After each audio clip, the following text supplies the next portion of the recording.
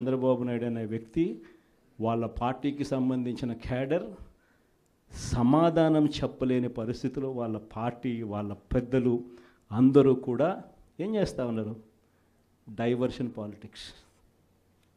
ప్రతిరోజు ప్రతి నెల ఒక టాపిక్ తీసుకొస్తారు, ఏదో ఒక టాపిక్ తీసుకొచ్చి గోబల్స్ ప్రచారంలో భాగంగా ప్రతి ఒక్కడు దాన్ని అందుకుంటారు.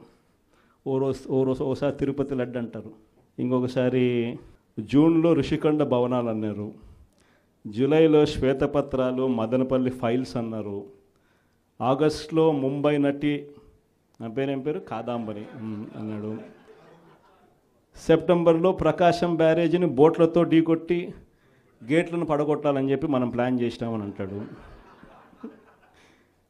అక్టోబర్లో సరే ఇంకా ఎట్టాగ మీరు అంతా చూశారు, నా కుటుంబాన్ని తీసుకొచ్చినాడు.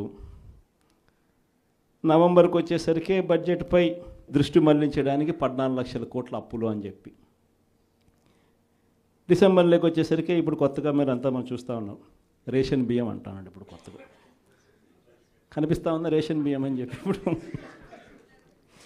నాకు నిజంగా ఆశ్చర్యం అనిపిస్తుంది ఆ రేషన్ బియ్యం కథలీలు చెప్తా ఉన్నప్పుడు. ప్రభుత్వంలో ఎవరున్నారు అని, ప్రభుత్వంలో మనం ఉన్నామా, ప్రభుత్వంలో వాళ్ళు ఉన్నారా అని నాకు అర్థం కాల. 7 నెలలు అయిపోయింది, దాదాపుగా 6.5 నెల అయిపోయింది వాళ్ళ ప్రభుత్వం వచ్చి. 6.5 నెల 7 నెలలు అవుతూ ఉంది వాళ్ళ ప్రభుత్వం వచ్చింది. ఎమ్మెల్యేలు వాళ్ళు, మంత్రులు వాళ్ళు, కలెక్టర్లు వాళ్ళు, జాయింట్ కలెక్టర్లు వాళ్ళు, పోలీసులు వాళ్ళు, ఎంఆర్ఓలు వాళ్ళ అధికారులే, చెక్ పోస్టులు వాళ్ళవి, అన్నీ వాళ్ళవే. ఇవన్నీ దాటుకొని మళ్ళీ పోర్టుకు వచ్చింతే పోర్టులో కస్టమ్స్ అధికారులు,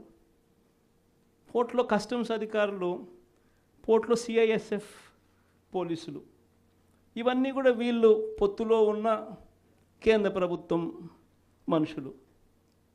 మరి ఇవన్నీ దాటుకొని ఏదైనా మెటీరియల్ బోటులోకి పోగలుగుతుందా?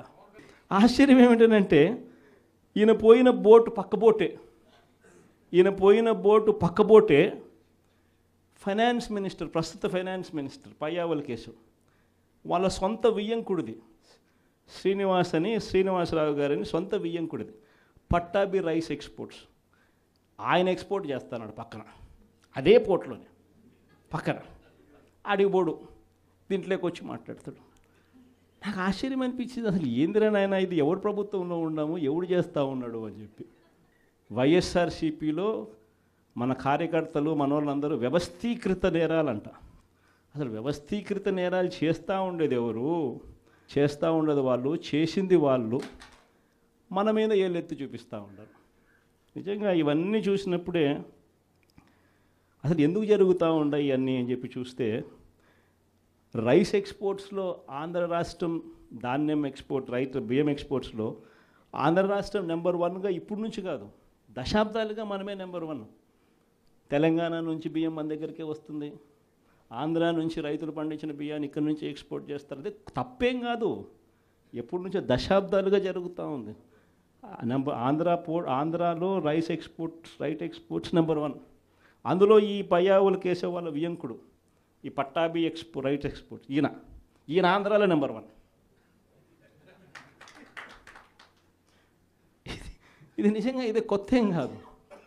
ఎందుకనంటే ఇది ఎప్పటి నుంచో జరుగుతూ ఉండేది. బియ్యం అనే రైతులు పండిస్తూ ఉన్నారు, రైతులకు గిట్టుబాటు ధర రావాలి, రైతులకు మంచి రేటు రావాలి అని అంటే ఎక్స్ట్రా పండించిందంతా రైతులు ఎక్స్పోర్ట్ చేసుకుంటూ ఉండే సాంప్రదాయం ఎప్పటి నుంచో జరుగుతూ ఉంది. అయితే దీన్ని ఎలా ట్విస్ట్ చేస్తూ ఉన్నారు అనేది ఇప్పుడు ఆశ్చర్యం. మన ప్రభుత్వంలో డీలర్ల వ్యవస్థను మనం పక్కన పెట్టి ఇంటి వద్దకే బియ్యం సప్లై కింద మనం MDUs తీసుకొచ్చి, మొబైల్ డిస్పెన్సింగ్ యూనిట్లను తీసుకొచ్చి ఇంటి వద్దకే బియ్యం సప్లై తీసుకుపోయినాం. మొట్టమొదటిసారిగా మనం బియ్యం క్వాలిటీని పెంచినాం, మధ్యస్థు సన్నకార బియ్యం ప్రమోట్ చేసినాం, ఇవ్వడం, స్వర్ణ బియ్యం మీద తీసుకొచ్చి సాటెక్స్ చేసి 800 కోట్ల సంవత్సరానికి అదనపుగా ఖర్చు పెట్టి బియ్యంలో నూకల శాతం తగ్గించి సాటెక్స్ చేసి ప్రజలకు మంచి బియ్యం తినగలిగిన బియ్యం ఇస్తే వాళ్ళు ఎదురు అమ్ముకునే పరిస్థితి ఉండదు అని చెప్పి దానికి ఫుల్ స్టాప్ పెట్టే కార్యక్రమం చేసింది ఎప్పుడైనా జరిగింది అని అంటే అది ఒక్క వైఎస్ఆర్సీపీ ప్రభుత్వ హయాంలోనే జరిగింది. ఈరోజు వీళ్ళు ఏం చేస్తూ ఉంటారు? ఈరోజు ఒక పద్ధతి ప్రకారం ఫస్ట్ ఇంటి వద్దకే బియ్యం ఆపేసినారు. వాళ్ళకి ఇచ్చే బియ్యం ఇంతకుముందు మనం షార్టెక్స్ చేసి మంచి క్వాలిటీ బియ్యం మనం ఇస్తూ ఉంటే, మధ్యస్థ సన్నకారు బియ్యం షార్టెక్స్ చేసి మనం ఇస్తూ ఉంటే ఈరోజు లేదు. ఈరోజు నిర్వీర్యం చేశారు. చేసి వీళ్ళు ఇవన్నీ చేస్తూ ఉండి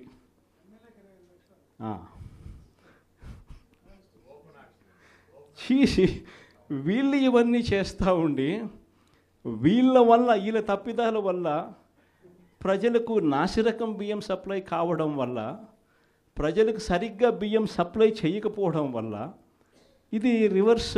ప్రజల దగ్గర నుంచి ఈ డీలర్లు కొనుక్కోవడం, ఈ డీలర్ల దగ్గర నుంచి ఎమ్మెల్యేలు తీసుకోవడం, ఎమ్మెల్యేల దగ్గర నుంచి ఎక్స్పోర్ట్స్. ఇది జరుగుతూ ఉండదు. ఇప్పుడు తప్పు వీళ్ళు చేస్తూ ఉండి ఇంకొకరి మీద ఏళ్ళెత్తి చూపిస్తారు. మన హయాంలో దళారీ వ్యవస్థను పూర్తిగా తీసేసి ప్రతి రైతుకు కనీస మద్దతు ధర ఖచ్చితంగా వచ్చేట్టుగా ఆర్బీకేలే వాళ్లకు పేమెంట్ స్లిప్స్ ఇచ్చేట్టుగా మన ప్రభుత్వంలో జరిగితే, రైతుకు ఏ మిల్లుకు తాను పోవాలి అనేది పూర్తిగా పక్కన పెట్టేసి పలాని మిల్లుకే మీరు పోవాలి అనేది తీసేసి రైతుకు మిల్లర్కు సంబంధం లేకుండా చేసిన పాలన మంది. ఆర్బీకే దగ్గరనే మీకు ఎంత రేటు వస్తుంది అని చెప్పి అక్కడే స్లిప్స్ ఇచ్చే కార్యక్రమం జరిగింది, మన హయాంలో జరిగింది. ఈరోజు ఏం జరుగుతూ ఉంది? రైతులు పంట చేతికి వచ్చేసరికి ఈ క్రాప్ లేదు, ఆర్బీకే వ్యవస్థ నీరు గారిపోయింది, ఆర్బీకే దగ్గర కొనుగోలు చేసేవాడు లేడు. సో రైతులు గత్యంతరం లేక మిల్లర్ల దగ్గరికి పోవడం, మిల్లర్లు 300 రూపాయలు 400 రూపాయలు తక్కువ రేటు కొనుగోలు చేయడం, ఇది ఇప్పుడు జరుగుతూ ఉంది. అన్ని రకాలుగా సర్వనాశనం చేస్తూ ఉన్న ఈ పరిస్థితుల మధ్య, ఈ డైవర్షన్ పాలిటిక్స్ మధ్య ఈరోజు మనం పార్టీ బలోపేతానికి, పార్టీ బలోపేతంతో పాటు ప్రజల తరపున మనం నిలబడడానికి ఏ రకమైన ఉద్యమం చేయాలి, ఎలా ఉద్యమాలు చేయాలి అని చెప్పి ఆలోచన చేయడానికి మనం అంతా కూడా ఈరోజు సన్నద్ధమైనాం. ఎందుకంటే ప్రజల తరపున మళ్ళీ పోరాటం చేయాల్సిన సమయం వచ్చింది. ప్రజల తరపున ప్రజలకు దగ్గర కావాల్సిన సమయం వచ్చింది. ప్రజలు ఇబ్బందుల్లో ఉన్నప్పుడు మనం ఉన్నాము అన్న భరోసా ప్రజలకు మనం ఇవ్వాలి. ప్రతి అడుగులోనూ వ్యతిరేకతే. ఒకవైపున చేయాల్సిన ఏ మంచి పని జరగలేదు. సూపర్ 6లు లేవు, సూపర్ 7లు లేవు. మరోవైపున వ్యవస్థలన్నీ పూర్తిగా నీరు గారిపోయాయి. విద్యారంగం కానీ, వైద్య రంగం కానీ, వ్యవసాయ రంగం కానీ, డోర్ డెలివరీ కానీ, గవర్నెన్స్ కానీ. మరోవైపున చూస్తే బాధుడే బాధుడు. కరెంటు బిల్లులు ముట్టుకుంటే, కరెంటు బిల్లులు ఈరోజు ముట్టుకుంటే ఈ నెల స్టార్ట్ అయింది. ఇంకా మొదటి డోసే 6,000 కోట్ల రూపాయలకు సంబంధించిన మొదటి డోసు ఈరోజు ఇచ్చినాడు ఈ నెల బిల్లులో.